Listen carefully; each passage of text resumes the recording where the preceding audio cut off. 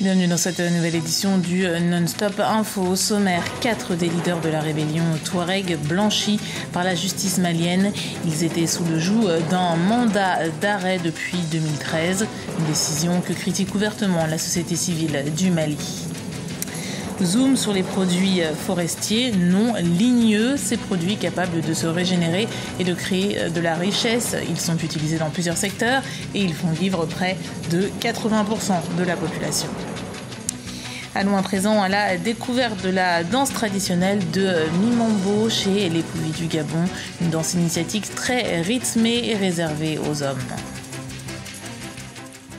Mais d'abord, maintenir la paix et la sécurité internationale, développer entre les nations des relations amicales, renforcer la coopération internationale en résolvant les problèmes internationaux d'ordre économique, social, intellectuel ou humanitaire. C'est sur ces résolutions qui peuvent aujourd'hui sembler utopiques que naissait l'Organisation des Nations Unies il y a 70 ans, jour pour jour.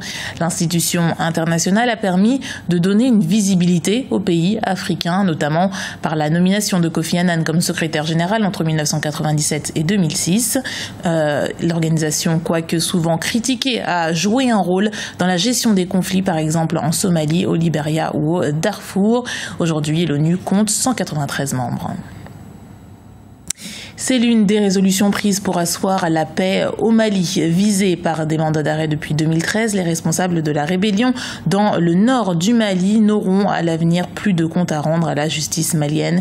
Une décision qui peine à être comprise par la société civile malienne. Barkala. La justice malienne efface l'ardoise judiciaire de responsables de la rébellion dans le nord Mali.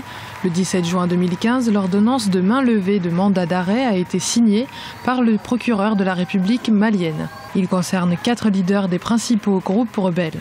Selon une certaine élite, ceux qui ont un certain niveau de compréhension, et à ce niveau-là, on comprend que cela a été fait dans le sens uniquement de pouvoir permettre aux rebelles de se rendre à Bamako pour signer l'accord, parce qu'avec ce mandat, ils ne pouvaient pas mettre le pied sur le sol malien.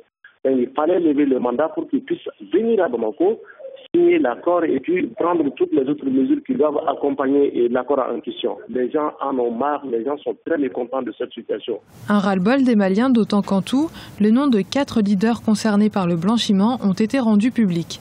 Hilal Aga Sharif du MNLA, Al-Agbas Agintala du HCUA, Sidi Brahim Ould Sidat du MAA, Ibrahim Ag Mohamed Assaleh du CPA, ainsi que leur chef militaire Cheikh Agouassa du HCUA et Mohamed Ag Najim, ainsi que Mohamedou Djeri Maïga du MNLA. Beaucoup de Maliens fustigent une décision de justice qui prend une teinte politique. Les populations ne peuvent que contester, ne peuvent pas remettre en cause cette décision parce que effectivement c'est une décision de justice, elle est déjà rendue, donc pour le moment il n'y a pas d'autre voie de recours.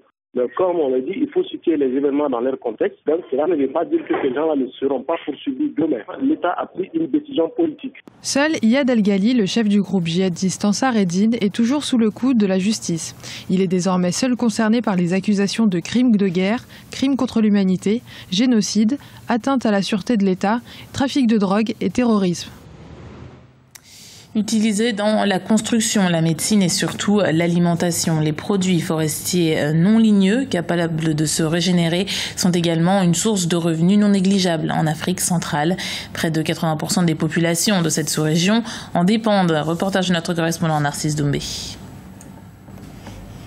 Qu'ils soient d'origine végétale ou animale, les produits forestiers non ligneux rythment le quotidien des populations d'Afrique centrale. Ils sont exploités par une écrasante majorité des habitants de la sous-région, prioritairement pour leurs besoins alimentaires. Omniprésents sur les marchés sous forme de légumes, fruits, poissons, viande de brousse, bois de chauffe et autres, ils font désormais partie des préoccupations de la COMIFAC, la Commission des forêts d'Afrique centrale. Les forêts d'Afrique centrale du bassin du Congo ont une potentialité, une forte potentialité en matière de produits forestiers non ligneux.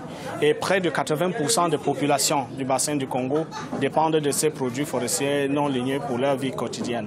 Même s'il n'existe pas de données chiffrées, l'impact socio-économique des produits forestiers non ligneux semble être non négligeable. Des produits tels que la mangue sauvage, l'andoc, vous allez voir les produits tels que le héros, le coq, qui aujourd'hui est utilisé et est consommé par beaucoup de gens.